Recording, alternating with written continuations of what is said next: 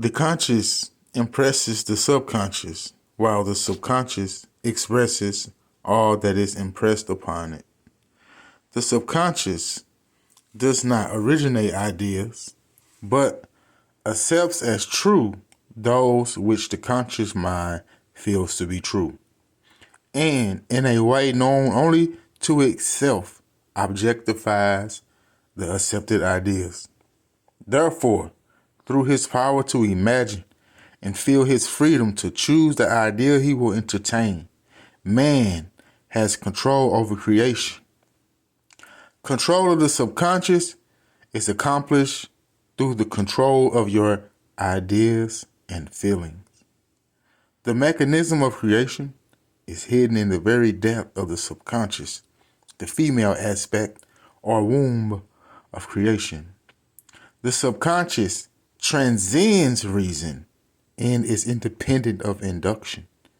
It contemplates a feeling as a fact existing within itself, and on this assumption proceeds to give expression to it. The creative process begins with an idea, and its cycle runs its course as a feeling and ends in a volition to act. So you will be compelled to act by what you feed your subconscious. So if you feed your subconscious the thoughts of wealth, you will be compelled to act on thoughts of wealth. The reason why a lot of people claim that it's not working is because you have to be genuine in your beliefs. It's one thing to say I am wealthy, but it's another thing to feel I am wealthy. And with that, you can learn how to feel that too as well. Everything can be practiced. Let's continue. Ideas are impressed on the subconscious through the medium of feeling. So whenever you see the word feeling, just substitute that for knowing. To know. You can also use your emotions too, but for now we're just going to focus on to know. No idea can be impressed on the subconscious until it is felt. But once felt, be it good, bad, or indifferent, it must be expressed.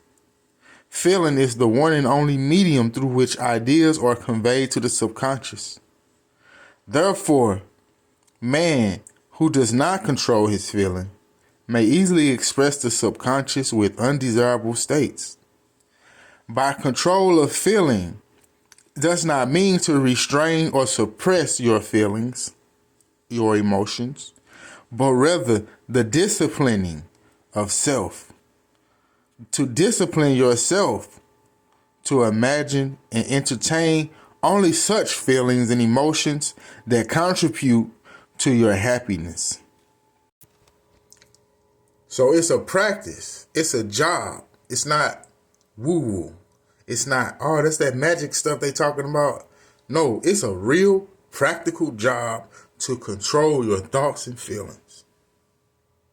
Let's continue. Control of your feeling is all important to a full and happy life. Never entertain an undesirable feeling, nor think sympathetically about wrong in any shape or form. Do not dwell on the imperfection of yourself or others. To do so is to impress the subconscious with these limitations, which is another difficult task at hand, is to not think negative, not only about yourself, but also of others, even as they express negative behavior. And the reason for this is because when you think negative is others, it's all happening within you. So when you think negative of somebody else, it generates a feeling which is happening within you, which impresses the subconscious mind, which therefore must be expressed. But like I said, don't beat yourself up. It's a practice. It can be reversed. That's the good news, is that nothing is set in stone. You can just change your direction change your trajectory. Just flip it. Instead of when you see somebody doing something or behaving negatively, just try to think of something positive. Just don't judge them. You know what I'm saying? Don't condemn them. Just say stuff like, just say something like, I hope you will get better. You know what I'm saying? Be creative. Let's continue. Do not dwell on the imperfection of yourself or others. To do so is to impress the subconscious with these limitations. What you do not want done to you, do not feel that it is done unto you or another. That is the whole law of a full and happy life. Everything else is commentary. Every feeling makes a subconscious impression, and unless it is counteracted, which is the good news, by a more powerful feeling of an opposite nature, it must be expressed. The dominant of two feelings is the one expressed. I am healthy is a stronger feeling than I will be healthy. To feel I will be is to confess I am not. I am is stronger than I am not. What you feel you are always dominates what you feel you would like to be. Therefore, to be realized, the wish must be felt as a state that is rather than a state that is not.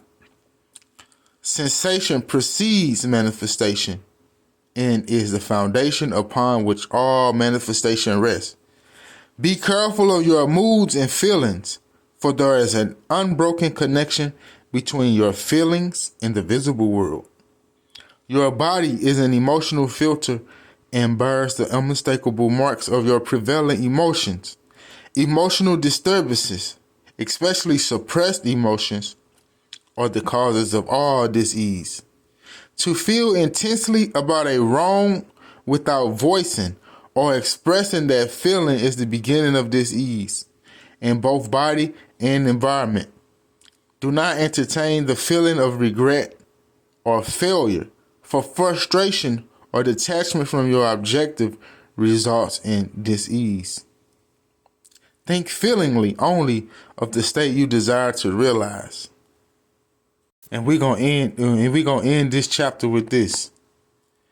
Where it's possible to carry conviction to another by means of reason, arguments, and detailed instances, this book will be many times its size. It is possible, however, to do so by means of written statements or arguments,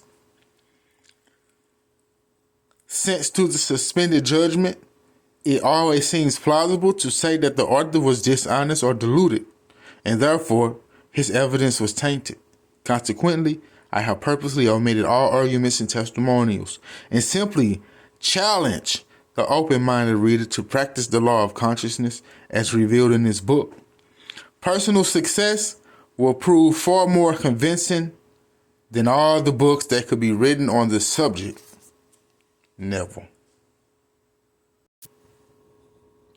And this book is Feeling is the Secret by Neville Goddard. Peace and love. See y'all next time.